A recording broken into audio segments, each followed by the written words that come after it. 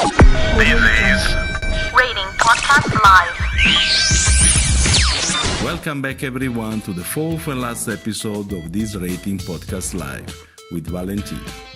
Why don't you go on and wow us for the last time? Well, Dean, I think I'm going to miss talking to you in this tiny recording studio, but all good things have to end. So in this last episode of the podcast, I'll be talking about how I use different technologies in creating my product. To make this simpler for you to understand and for me to explain, I'll tell you the technologies I use per section. For example, first what I use for the research, then planning, and then production. You get the point. Let me start off by saying that technology played an important role in creating my project. Research was the initial part of my blog work. It allowed me to understand the theories and conventions of music videos, digipacks, and websites, as well as analyze them and take inspiration from them to create my own. I've used a site called Weebly. It is very simple and easy to use, and it kept record of all my findings in a clear format. The most essential piece of technology was my MacBook. With it, I was able to navigate the internet, whether it was on YouTube or a site on the deep web. There was a point where I wanted to target and analyze my audience better, so I could promote my product more effectively. What I did was I created a survey on a platform called SurveyMonkey, and I was then able to segment my audience to mostly female young adults.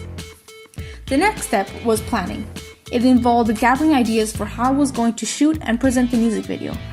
I used Microsoft Word to do most of the stuff. I wrote the script for a music video, the shot list, shooting schedule, risk assessment, and the lyric analysis. When it came to transferring my drawn storyboard on my computer, I did it by scanning it with my printer. I did the same thing when I did the outline of the digipack and the website. I had to contact sometimes my collaborators, for example, actors, assistants, and what I did was I used WhatsApp, which is a messaging app on my phone. I could text my friends and tell them what props or clothes they had to bring for shooting day. Instead, when I had to ask for permission to the record label Capitol Studios to use their song, I did it by email. I mean, they didn't respond to me, must be why they took down the video on YouTube, so I had to put the video on Vimeo. Anyways, I'm past all that drama between creators. The last stage for the creation of my project was production. It probably has the most variety of different software, program, and websites, but it was also the stage that took the longest. Filming the music video wasn't so hard itself. I had planned everything in advance, so I knew what I had to do at all times. The camera that I used was a Canon TS from the Rebel series. It would stay on the tripod in the same position at all times, so I didn't have to use use complicated functions. So I didn't have complications. But if I did, my sister, which is the female lead in the music video, could show me the ropes to it as it was her camera. My phone was also used to film and take images for some behind the scenes. Right after having finished filming everything, I started editing, which was done on Final Cut Pro. I've always enjoyed editing and I'm very familiar with the program, so I had no problems using it. From transitions and color grading to cutting the clips and putting everything in place.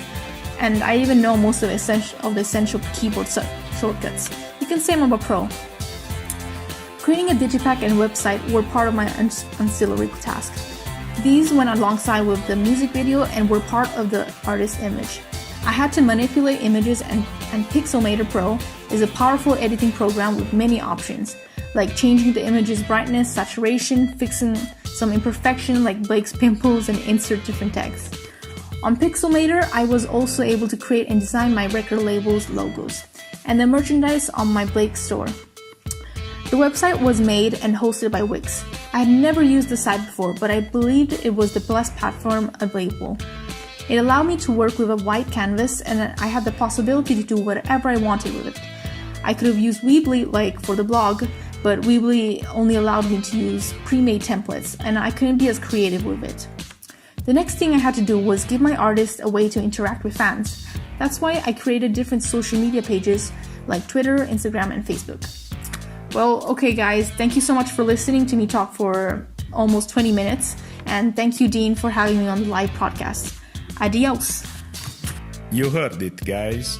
That was Valentina talking about her project with Blake Reyes. Subscribe to our channel for more content like this and join us next time with our new guest, Camila Cabello. This is Rating Podcast Live.